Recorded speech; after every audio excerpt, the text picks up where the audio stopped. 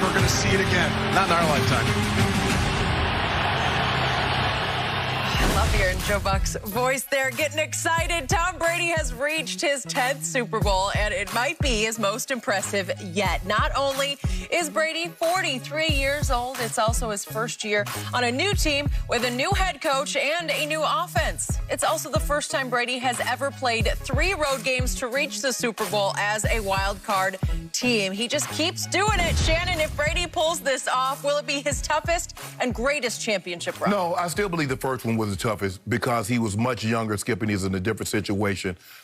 He beat the 3 seed. His first game, he opened with the 3 seed, which was the Raiders, the Oakland Raiders at the time. I was there. He beat them. And then he had to go beat a 13-3 seed Pittsburgh Steelers on the road. And then he had to beat what they thought was invincible, the greatest show on turf at a neutral site. So, Skip, I believe that was the greatest because I believe in this situation with the fans, there were 4,000 fans in the Superdome. There were 8,000 fans at Lambeau Field. And what it took away is what Aaron Rodgers and what the Dome was hoping for, the frenzy. We get a lot of false starts. Skip, they got 1 penalty. They got 1 pre-snap penalty. I don't think they had any at Green Bay. I don't think they had any against Washington. And so for me, Skip, I'm still going to say the first one was his greatest run because, and again, they were 14-point underdogs. They were only, They were favored against Washington. Maybe they were a slight underdogs. They were underdogs the last 2 3-point underdogs. But I still believe the first Super Bowl, Skip, I believe that was his greatest run, not this one. I do not. I remind you, they should have lost the Tuck Rule game. And then I remind you, Brady hurt his ankle in the second half at Pittsburgh, and Drew Bledsoe had to come back from his injury to save the day at Pittsburgh. And then most people give Belichick more credit for the greatest show on turf game because that was a defensive masterpiece by Belichick. I always give you that one. After that, I'm not so sure about Belichick's defense from there on. But, Shannon, if you really sit back, and again, we're presuming that he would pull this off against your guy, Patrick Mahomes. If he does pull that off, then on degree of difficulty, I think this is the greatest postseason run in the history of sports, given where you started from, because he took a team that was 7-9. There was pandemic. There was quarantine. There was no real offseason. There was 0 preseason games. You get thrown into the fire in game 1 against your arch rival at New Orleans. You don't get a bye week until week 13 after the heart of your schedule, in which you got to deal with New Orleans at home when you got annihilated and humiliated, the Rams, and obviously the Chiefs at home. And you lost all 3 games.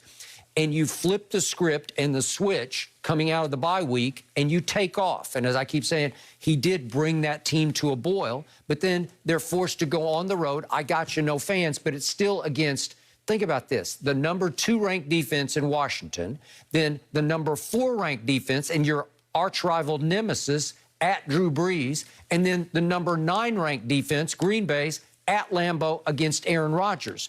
Well, if he pulls it off against Mahomes, well, look at what you just did. You went through Drew Brees, Aaron Rodgers, and Patrick Mahomes. When all is said and done and the smoke clears on all their careers, will those 3 be in the top 10 all time? Yeah, probably so. They will, all 3 of those guys. I mean, the way you talk about Mahomes, he may wind up at number 1 all time. Well, Skip, I would agree with you had Brady not been where he is currently. Brady did what he did in 2001, Skip, and he was just a little young pup. Okay. And you look at it, Skip, you keep talking about, yeah, the Tampa was the number 6 seed out of 7 spots, but they were one of the preseason betting favorites to get to and win the Super Bowl. Okay. So the Vegas, this year. This year. Okay, well, they weren't up high. I think they were like 6th or 7th. Yes. Right? Okay, yeah. But they're 32 teams. Okay, but they're up against the number 1 team, right? Yeah, the betting favorite, the defending champ. But a lot of people had Tampa. They bet. That's why Vegas set them. Vegas didn't set them 15-1. They didn't set them 50-1. They set them at the 6th or 7th best odds to reach the Super Bowl. They thought enough of Tom Brady and looking at that nucleus of what he was going to. Okay, but even you said, and you know this game, you've seen this happen. You've been in 3 Super Bowls and won all 3 of them. It's hard to do it the first time around. Yeah. You always said from the start, maybe in year 2 you got a shot. I thought it was year 2. But, Skip, it's kind of like the Ravens. I mean, it was the first year. We got there and it just, boom. We got hot. Okay, but the defense was absolutely loaded with all-timers, starting with your man, Ray Lewis, in the middle of that defense. Rod.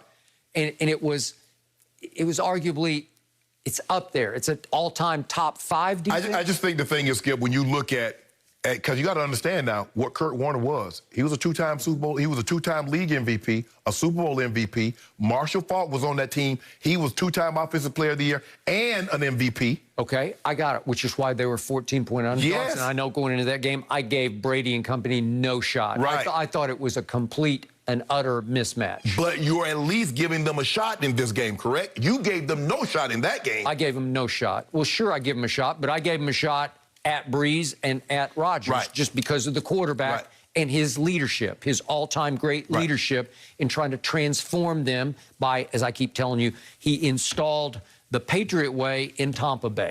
And he taught them how to be professionals and how to win big games, especially on the road. So in the end, what he's up against, look, he's never going to get the credit because people are tired of him. They're tired of Brady.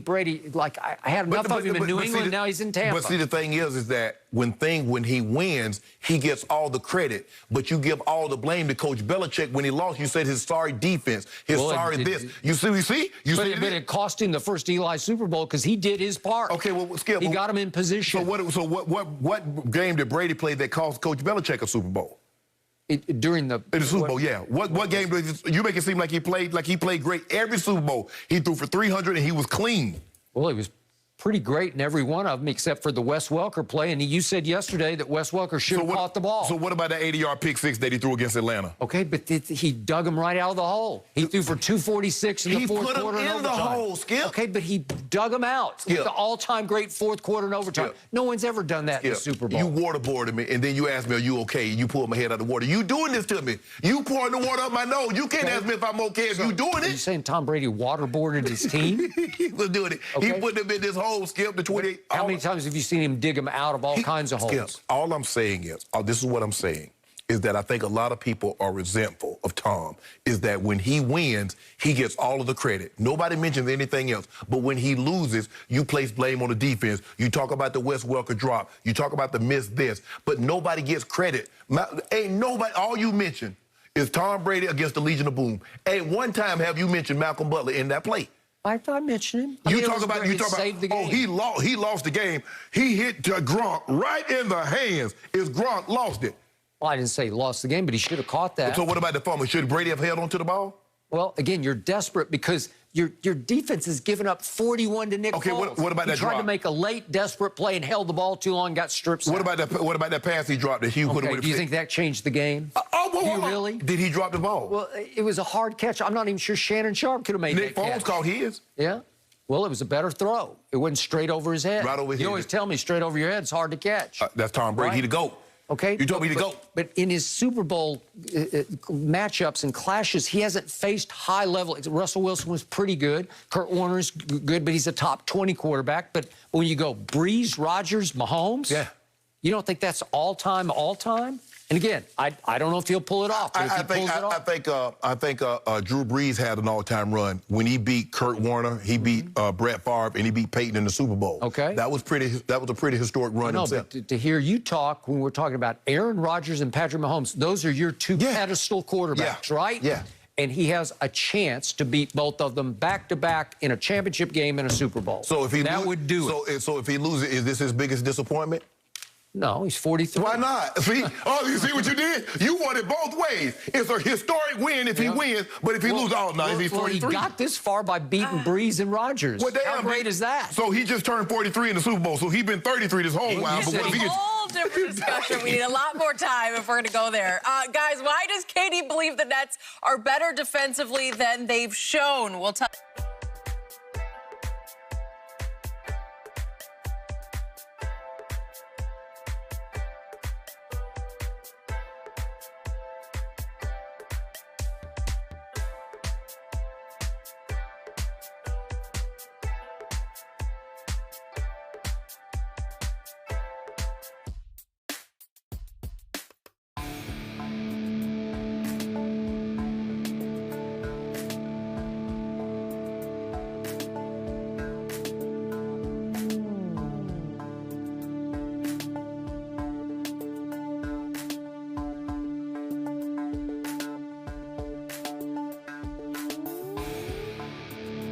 and then he had to go beat a 13 and 3 seed Pittsburgh Steelers.